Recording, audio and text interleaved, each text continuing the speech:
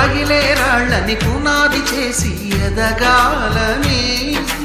తరిమే వాళ్ళని హితులుగా తలచి ముందుకెళ్ళాలని,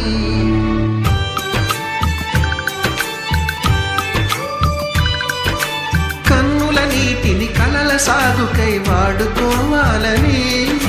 కాచే నిప్పుని ప్రమిదగా మలచి కాంతి పంచాలని, గుండెతో ధైర్యం చెప్పెను,